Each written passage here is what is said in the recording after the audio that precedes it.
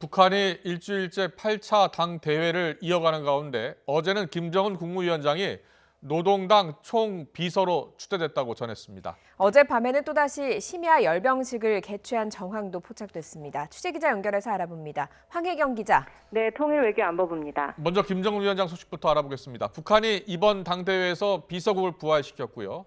김정은 위원장을 총비서로 추대했다고요? 네, 그렇습니다. 조선중앙통신은 어제 열린 8차 당대회 6일차 회의 내용을 전하며 김정은 국무위원장을 조선노동당 총비서로 추대할 것을 만장일치로 결정했다고 발표했습니다. 이에 따라 김정은 위원장의 직함은 집권 초기 제1비서에서 2016년 당위원장, 이번에는 총비서로 바뀌었습니다. 북한은 그제 당규약을 개정해 기존의 단 정무국 체제를 비서국 체제로 5년 만에 환원했는데요. 이에 맞춰 김정은 위원장을 당위원장직에서 총비서직으로 옮기고 명실상부 북한 최고 지도자임을 재차 확인한 것으로 보입니다.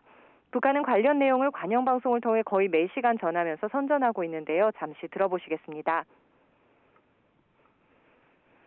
거창한 변혁과 기적의 시대를 열어나가시는 경애하는 김정은 동지를 조선노동당의 수반으로 또다시 높이 모신 크나큰 감격과 환희에 넘쳐 폭풍 같은 만세 환호성을 터쳐올리면서 반면 그동안 지위가 수직 상승했던 김 위원장의 여동생인 김여정 당 제1부부장은 기존 정치국 후보위원 명단에서도 빠지고 당 부장 명단에도 이름을 올리지 못했습니다. 이번 당대회를 통해 위상이 한층 강화될 거라는 예상을 깬 건데요. 다만 이번에 축소 부활한 비서국에서 대남 담당 비서는 눈에 띄지 않는데 대남 업무를 총괄하고 있는 김여정을 위해 비워놓은 거라는 분석도 나오고 있습니다. 또 김여정이 주요 직책에는 오르지 않았지만 백두혈통으로서 김정은 위원장의 최측근으로서의 역할은 계속할 거라는 전망도 나오고 있습니다. 네, 그 밖에도 눈에 띄는 승진 인사가 있었다고요? 네, 그렇습니다. 김 위원장의 공개 행보마다 동행의 최측근으로 분류되는 조용원의 급상승이 가장 눈에 띕니다.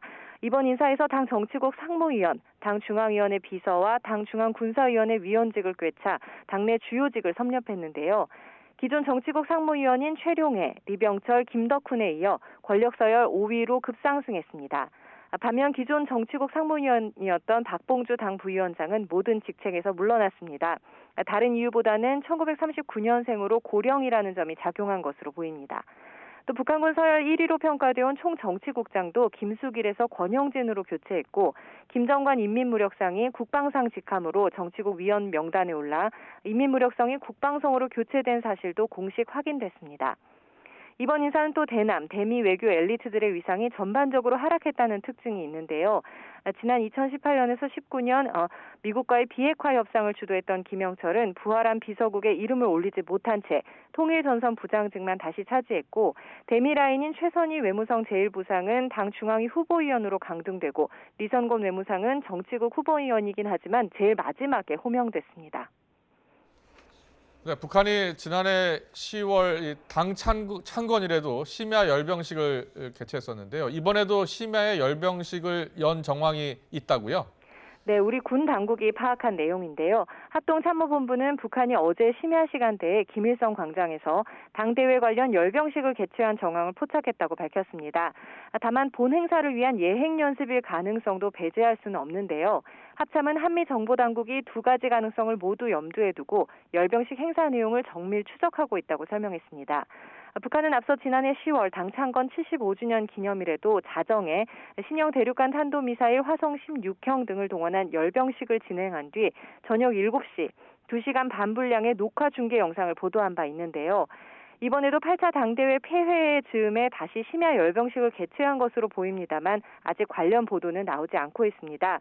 군은 북한의 이번 열병식은 동계훈련 등을 고려해 지난해 10월보다 축소된 것으로 파악하고 있습니다. 지금까지 YTN 황혜경입니다.